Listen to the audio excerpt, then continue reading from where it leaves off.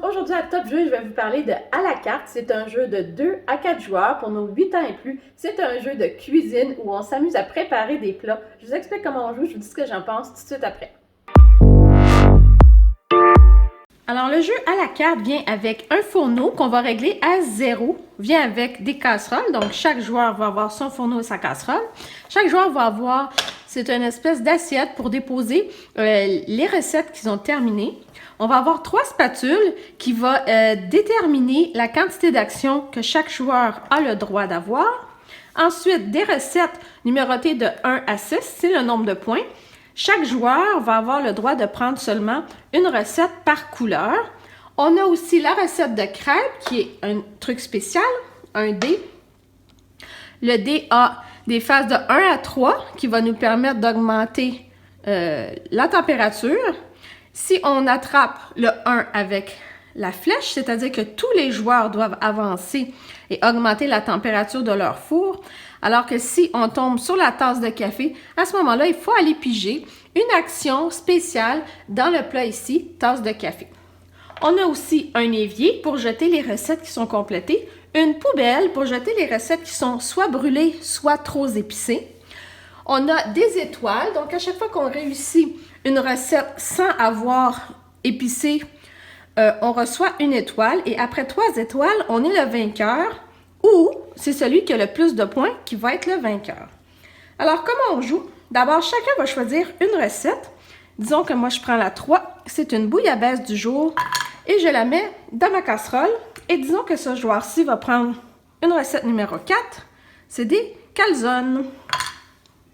Alors, à mon tour, ce que je vais faire, je vais regarder quelle est ma recette. Et ma recette me dit que je dois mettre une épice verte et une épice noire. Ça dit aussi que la température de mon fourneau doit être à 0 et que si je dépasse, je brûle ma recette.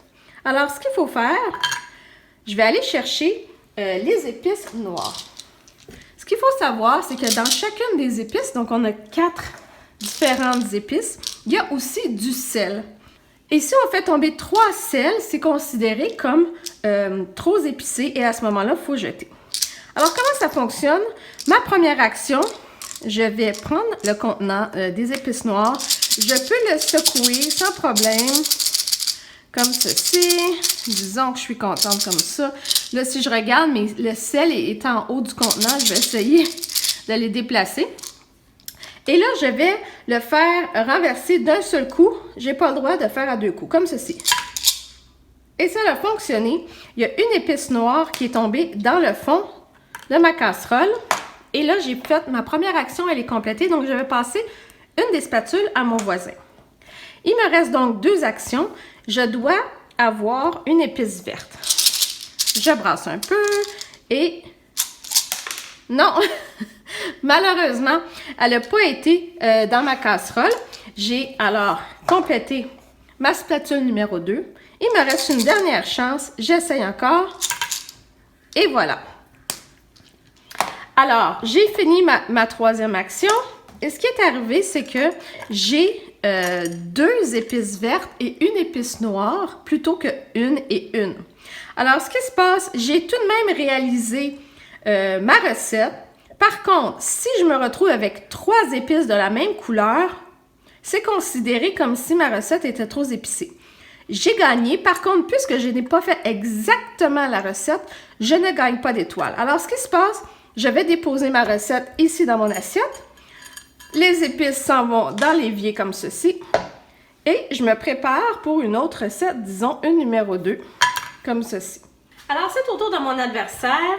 Il doit avoir une épice verte, une noire, une rouge et le feu doit monter entre 2 et 4. Alors, on va commencer par ça. Disons, je brasse le dé. 3. 1, 2, 3. J'ai fini ma première action. Je passe la spatule. Alors, ça va être important pour moi de ne plus brasser le dé. Par contre, c'est possible que la température du four augmente encore si jamais un des adversaires tourne le numéro 1 avec la flèche. C'est pas le cas. À ce moment-là, disons que je vais prendre l'épice rouge. Je secoue.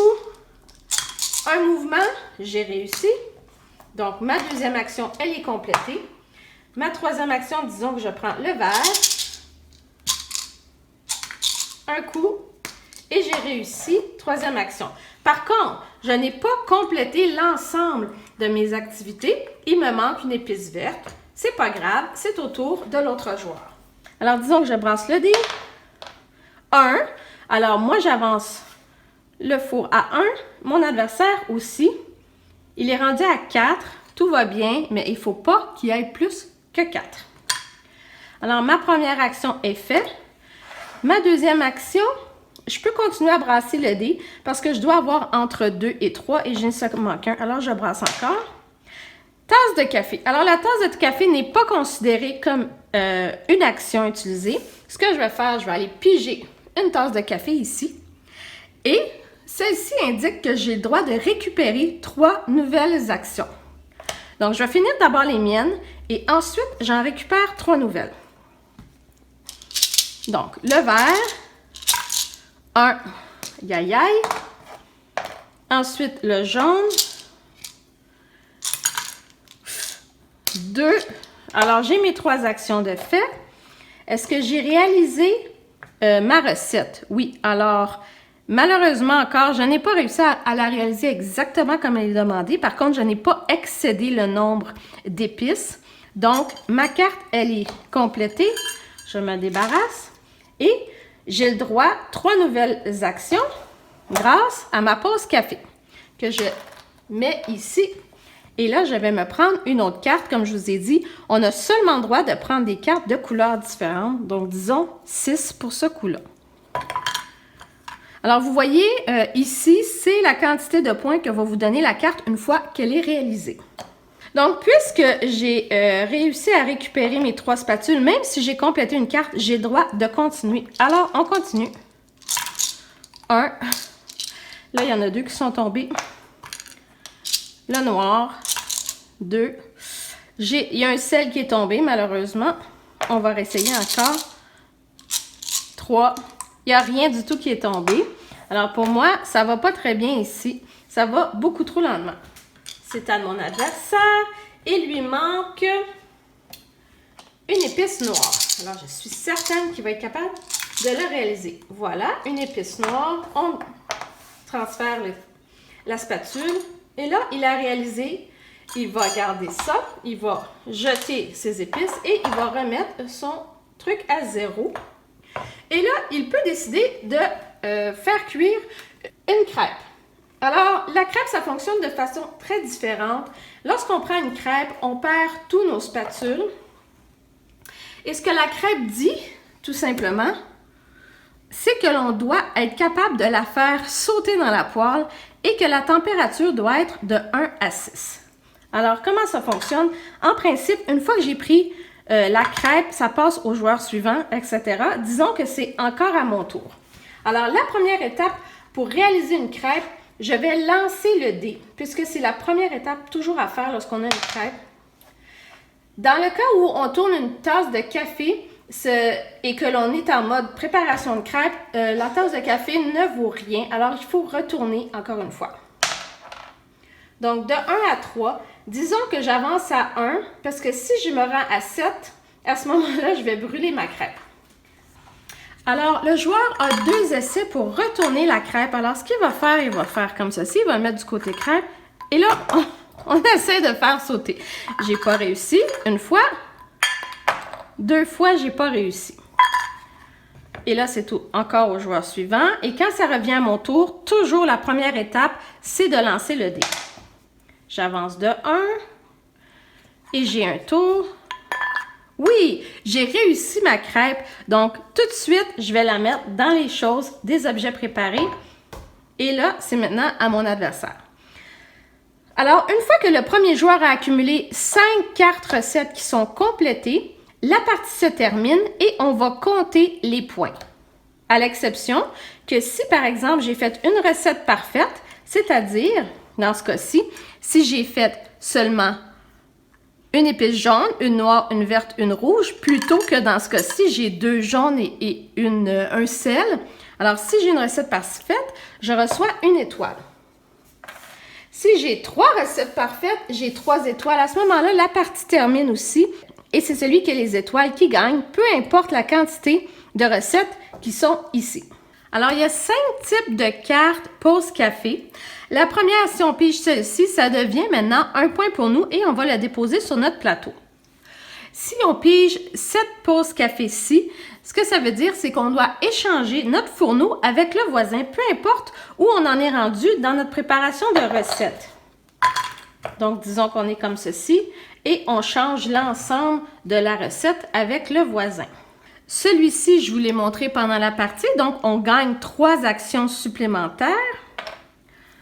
Celui-ci, ça veut dire que je peux épicer la recette d'un autre joueur.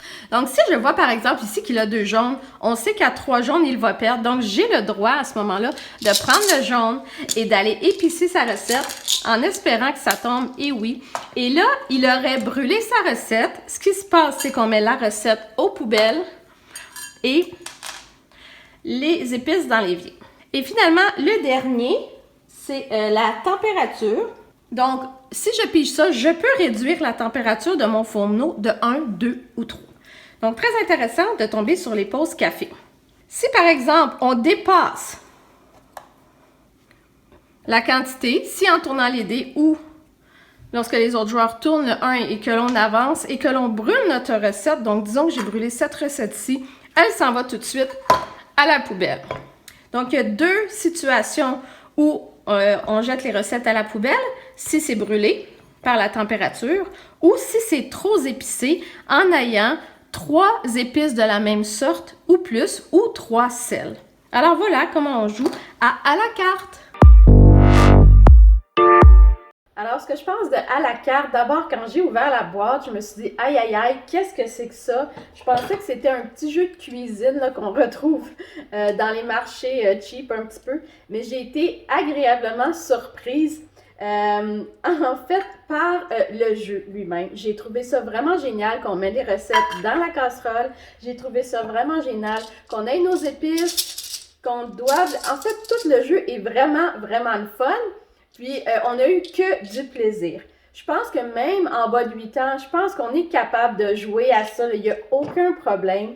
Tourner les crêpes, c'est tellement amusant. Donc, on a eu beaucoup de plaisir. Un petit bémol, c'est juste le four ici où la température est en haut. Et lorsque l'on pose notre casserole dessus, des fois, c'est difficile à voir. Il faut vraiment comme se pencher et avancer la température du four. Donc, si vous voulez, moi, je recommande juste de le mettre à l'envers. C'est juste plus facile à changer la température. Puis, on s'amuse quand même à mettre les épices dedans.